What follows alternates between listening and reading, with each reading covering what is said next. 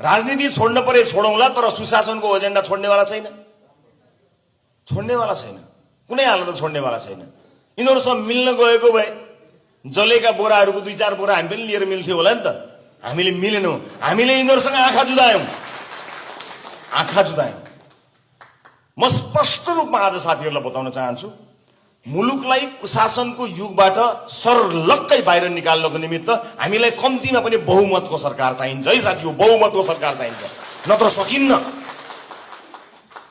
तर यहाँ त मसँग यति भोट छ र उति भोट छ भनेर यहाँ भोटको ठेका लिएर हिँड्ने मान्छे देख्छु म। मसँग त एउटा भोट भन्दा छैन, त्योसँग 500 भोट छ भन्छ, ए मलाई पैसा दे, 2-4वटा राँगो दे, 4वटा खसी दे, मसँग 5000 भोट मसँग सर्लक्कै छ भन्छ। कसले दियो ठेक्का? त मेरो भोटको जिम्मा? तपाईको भोट कसलाई जिम्मा दिनुभएको छ तपाईले? कसैलाई दिने होइन, आफ्नो भोट आफैसँग राख्ने। श्रीमान र श्रीमतीले पनि अर्काको भोटको जिम्मा लिने होइन, आफ्नो भोट आफ्नै ताकत हो, आफैसँग राख्ने।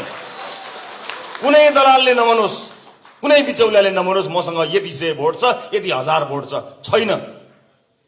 जब तपाईले आफ्नो भोट अर्कालाई लगेर बुझाउनुहुन्छ नि, त्यहीबाट कुशासन सुरु हुन्छ। हामीले योपाटि विवेक प्रयोग गर्नुपर्नेछ।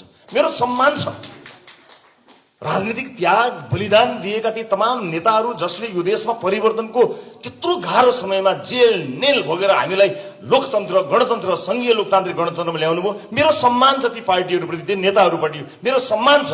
तर त्यसलाई बेची खाने दुकान बनाउन त हामी कहाँ दिन्छौँ त नि?